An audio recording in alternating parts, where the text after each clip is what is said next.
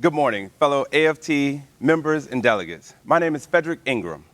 I'm the proud president of the Florida Education Association and the more than 150,000 educators united in their mission to ensure success for Florida students and public schools. We opened our convention with the dulcet tones of the PS-22 chorus from Staten Island, singing the national anthem, and we will close with them as well. Just wait until you hear from them and their chorus director, UFT member Greg Breinberg, at the end of this session. As a former band director, the chorus performance warmed my heart and demonstrated perfectly how important music and art education is in connecting all of us, even when we must stay physically apart.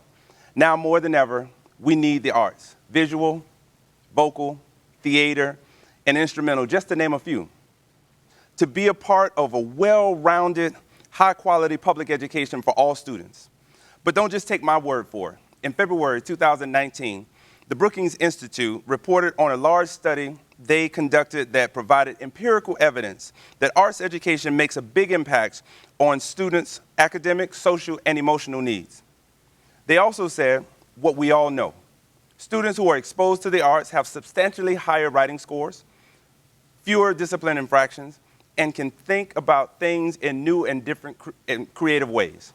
And speaking of creative, let's give it up for educators like Greg and thousands of others just like him across the country that have pushed themselves to the limit and gotten every creative way to find and help their students stay engaged and motivated during this pandemic. While we all know that in-person learning is the best, educators are continuing to make sure their students are growing and thriving while staying safe. Not only are we teaching our kids how to solve problems in real time, we're instilling them the grit and resilience that helps them persevere and get through crisis. But as my colleague Melissa Cropper from the Ohio Federation of Teachers said, while we were on a telephone town hall with Dr. Jill Biden and Senator Elizabeth Warren a few weeks ago, while educators are indeed miracle workers, we cannot bring our colleagues back to life. This is why, led by our indomitable leader, AFT President Randi Weingarten, we are fighting to put the measures in place to safely reopen our schools, keeping in mind the safety and health of educators and staff, students, and communities.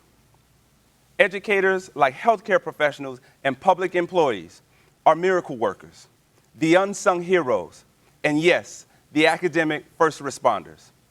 So let's welcome one of our own, Lin-Manuel Miranda, who is not only a Pulitzer Prize composer and huge proponent of arts education, but did you know he is also a teacher?